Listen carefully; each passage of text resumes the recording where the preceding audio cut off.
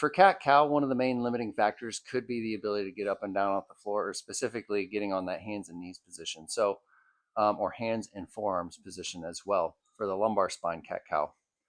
So a modification, we'll start as close to the floor as we can, but instead of being forearms or hands and knees on the floor, you're going to be on your knees.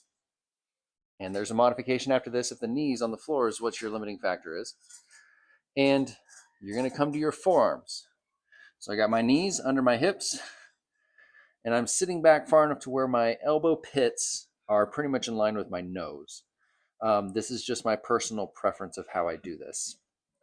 So from here, you should have a bit of freedom to rock your pelvis back and forth as well as round through your upper spine. So for the cat position, you're going to scoop the groin forward as you drive your spine to the sky and sink your nose between your arms towards your rib cage. This is that cat position. And then the cow is the opposite. Notice my hips are going to stay above my knees. I'm going to arch through my upper back, and as I arch, I think about getting my shoulder blades down into my back pockets. And that's really going to make the upper back turn on as I look up to the sky. Back into the cat, curling everything up to the sky, into the cow. Now you can use this for your global cat-cows like I'm showing here, but you can also use it for just the lumbar cat-cow. You're going to have to pay a bit more attention to not letting your upper back move around, as well as your segmented cat-cow.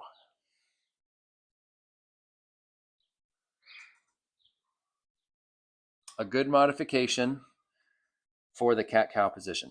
Now to add one more level of modification to the cat-cow position, let's say that knees on the ground just isn't going to do it for you. This is when we flip this chair around. And we take a very similar approach to what we just had, but you're on your feet still. So you're going to lean forward. You're going to put your hips under your your feet under your hips, and you're going to keep a soft bend in your knees. And the only reason we do that is because that bend in your knees is what allows you to keep tilting your pelvis as much as you can. If your knees were straight, you notice that you'd lose some of that ability. So bend in the knees. Your hips are going to stay directly over your feet the whole time. Your hands are anchored into the back of this chair, or maybe it's a table or a countertop. But for the cat position, you round, you drive the nose and chin down between the arms. You should feel the same type of stretching sensation all along the spine, all the way down to the lower back. And then this is the cat position, and then the cow. You're going to arch through the lower back.